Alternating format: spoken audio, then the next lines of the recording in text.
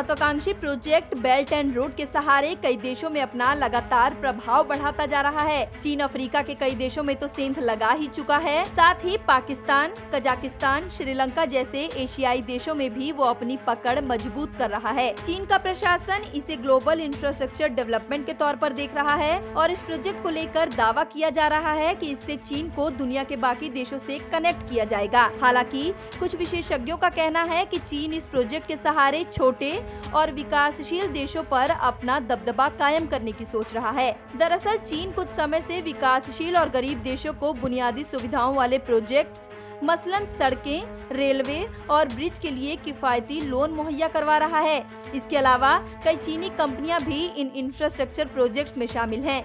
हालांकि इन प्रोजेक्ट्स को अधूरा छोड़ने के साथ ही चीन इन देशों पर आर्थिक दबाव भी बना रहा है। चीन पर अक्सर ये आरोप लगते रहे हैं कि वो अफ्रीका के कई देशों में बुनियादी ढांचे से जुड़ी परियोजनाओं पर लोन मुहैया करवाकर वहां की जमीन पर कब्जा करने की कोशिश करता है। ईस्ट अफ्रीकन मॉनिटर के मुताबिक आज के दौर में अफ्रीका में 5 में से 1 इंफ्रास्ट्रक्चर प्रोजेक्ट को चीन फंड कर रहा है और हर 3 में से 1 प्रोजेक्ट को चीन की कंपनियां ही तैयार कर रही हैं। बता दें कि श्रीलंका ने कुछ समय पहले एक बिल पास किया था जिसका नाम port city economic commission bill था। इस बिल के तहत चीन को लगभग 270 हेक्टेयर की जमीन दी गई थी और इस स्पेशल जोन में चीनी मजदूर काम करने वाले थे और यहाँ चीन की करेंसी युआन चलने वाली थी। इससे पहले भी श्रीलंका अपने एक अहम बंदरगाह को कई सालों के लिए चीन को सौंप चुका है। सिर्फ श्रीलंका ही नहीं बल्कि पाकिस्तान के बलूचिस्तान प्रांत में स्थित ग्वादर बंदरगाह को भी अगले कुछ सालों तक चीन को सौंप दिया गया है।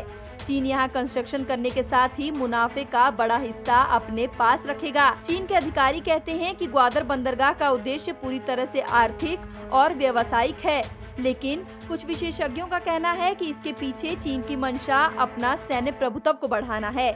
इसके अलावा कजाकिस्तान में एक हाई प्रोफाइल प्रोजेक्ट को होल्ड पर डाल दिया गया है क्योंकि वहां पर स्थानीय बैंक बर्बाद हो गया था।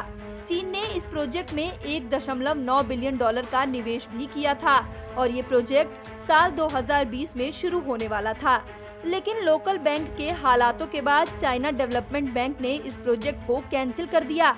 इसी तरह चीन द्वारा निर्मित मोम्बासा नैरोबी 290 मील ट्रैक के सहारे केन्या और युगांडा को रेल के सहारे जोड़ने की कोशिश थी, लेकिन ये प्रोजेक्ट बॉर्डर तक नहीं पहुंच पाया और इसे 75 मील पूरा करके एक गांव तक इस रेलवे ट्रैक को लगा दिया गया। चीन ने भी इस प्रोजेक्ट में लगभग $5 बिलियन की फंडिंग को वापस ले लिया था।